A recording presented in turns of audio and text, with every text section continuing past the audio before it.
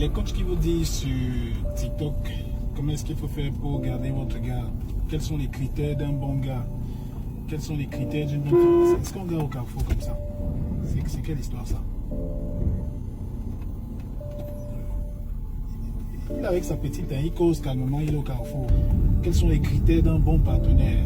Quelles sont les qualités d'une bonne femme ou d'un bon époux, etc. Il vous sépare des gens que vous aimez pour des détails.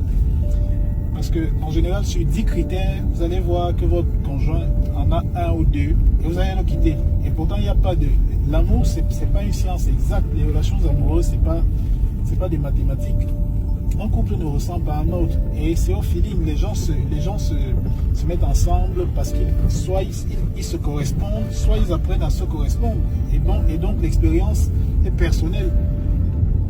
En fait, ces coachs-là prônent des couples parfaits, mais ça n'existe pas. Et donc chaque fois que vous avez vu ces gens-là, vous regardez votre partenaire bizarrement parce que vous vous dites, mais tiens, je suis même tombé sur qui là. Pourtant, vous avez un bon partenaire si vous l'évaluez à partir de son être, à partir de son éducation, à partir de comment il est, son environnement. Parce que lorsqu'ils nous disent que le bon gars, c'est celui qui vous amène au restaurant, il y a des gens qui n'ont pas grandi dans cette habitude-là. Dans leur environnement, ils n'ont pas fait de restaurant. C'est dans la vie active qu'ils ont eu un peu d'argent, mais au départ, ils ne connaissaient pas ce que c'était cette vie-là. Donc aujourd'hui, ils ne peuvent pas vous l'offrir.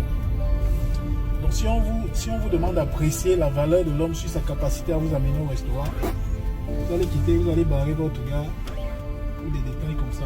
Donc, la relation, c'est personnel. Vivez avec votre gars. Les qualités qu'il a, vous allez voir que les coachs ne connaissent pas, ils ne vont pas citer ces qualités-là. Mais vous savez mieux que le coach les qualités que votre partenaire a. Donc, soyez votre propre coach dans votre couple.